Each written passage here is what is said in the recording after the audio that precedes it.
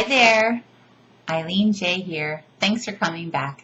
I have a background in speech and language pathology, and I am here to talk with you today about yet another dilemma that I encounter in my classroom. And if I encounter it in mine, then you do too, if you're teaching ESL online over the pond like me at 4 o'clock in the morning.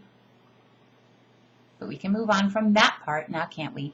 So let's just talk about it. Silent letters in our words. First of all, you know that game that people talk about? Who would you like to meet?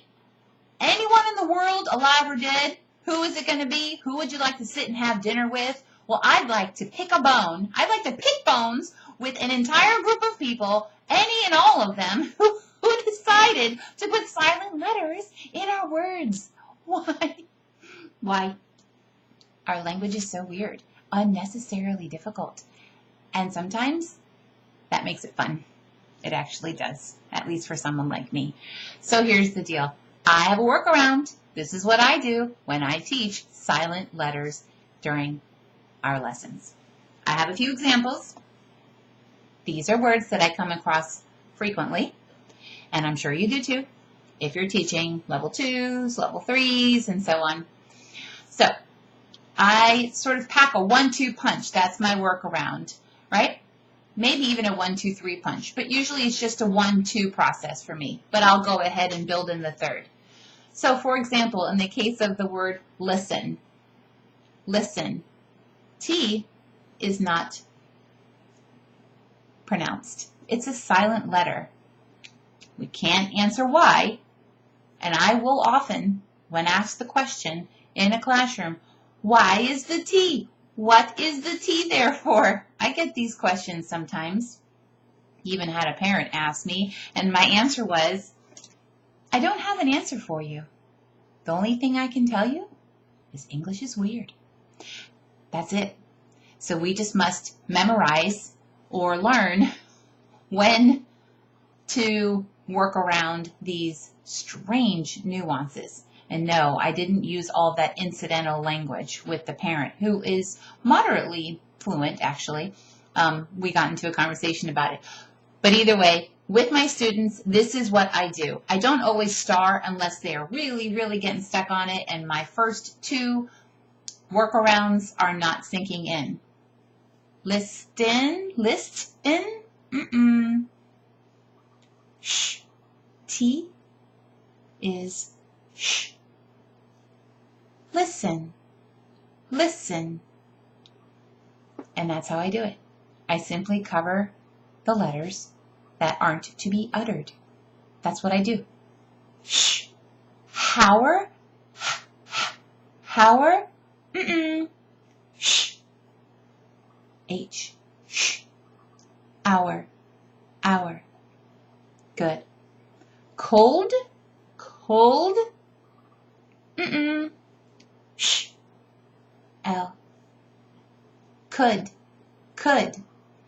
And as you may or may not know, if you don't know, go check it out. I made a video on using rhyme to teach new words. And that's particularly useful when you're teaching new words that have silent letters, because that's weird, those silent letters. So what I do is I would write the word could, right? Could, sh, L, could, and then I'll write the word next to it, good. Sounds like good. Could, good. And there you have it. Talk, sh, L, talk. Knock, okay. Okay, fine. You want to use these glide type word letter sounds. You want to use those little, come on. But the K in knock, that's where I just feel like I would love to know why. Maybe I should look it up. Maybe I should try to figure this out. Why? Why are we using K? This hard consonant sound, and in the beginning it's silent, K, but no, not in the end. Memorize that. I feel like such a jerk. It's not my fault though. It's not my fault. Don't kill the messenger, Okay, climb, Mm-mm. Climb. The problem with this is, of course, we're asking them to use the long I sound, and there's not the bossy E rule, which, by the way, is another point. Use the same method when you're teaching the bossy E.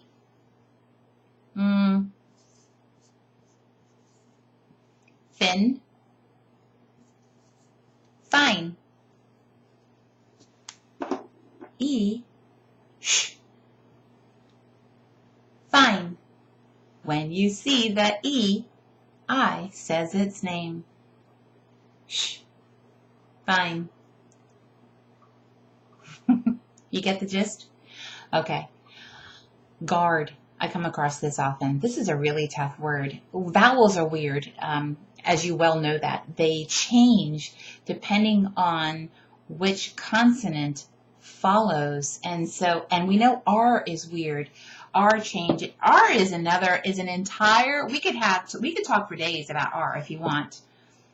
Ask your questions, please, by all means. I can't tell you I have the answers, but I have some 2 cents in some ways, sometimes, about R. But anyway, that's besides the point. Guard. Gua, very confusing word for any kid, really, any student for that matter, right? Shh, you? Mm-mm. Guard, guard. Oh, here's another one. Thought. Goodness gracious. Thought. O-U-G-H-T. And any words that use the O-U-G-H, anyway, and then you've got this diagraph. I mean, this is pushing it. Pushing it, okay? But that's what we're doing. That's what makes us the big bucks, 4 a.m. Anyway, so, thought. That G, shh, thought. And you'll notice, like, when I write these words, it really is useful to give yourself some space. That way you can adequately cover the consonant or the silent letter with your finger without sort of overlapping like I nearly do here. But anyway, so that's my method. That's how I handle it. There's a word up here that I haven't mentioned, and it's sort of a different topic, but I want to point it out. I teach this word like this. Shh. T? Often. Often. Now, I know there are many debates. The never-ending debate. It's not coffee. It's coffee. It's not tomato. It's tomato. It's not often. It's often. It's not certain. It's certain. It's not kitten. It's kitten. I know you run into kitten, don't you? I say kitten. I don't say kitten. I don't say kitten. And here's the thing. In any language, there are what we call dialectal differences. Dialectal differences. It's just fancy talk for I speak the way that I do because I come from where I do, and you speak the way you do because you come from where you do, right? And there are accents. There are these little nuances in our language, in any language for that matter, that make where we come from, it influences how we speak and how we pronounce our words. So you're right and I'm right. The guy who wants coffee, he's right. He's not wrong. That accent is legit. We know language is dynamic, right? Just look at the current trends of OMG. That's a legit term. Legit term now, right? Legit, actually. Isn't it legitimate? But we trunk it down, right? Because that's what we do in 2019. Anyway, all that being said, that is my 2 cents on how to teach silent letters. I hope you can put this to good use. Thanks for stopping by, and happy teaching. Now, I'm going to go take a nap. I'm tired. Are you?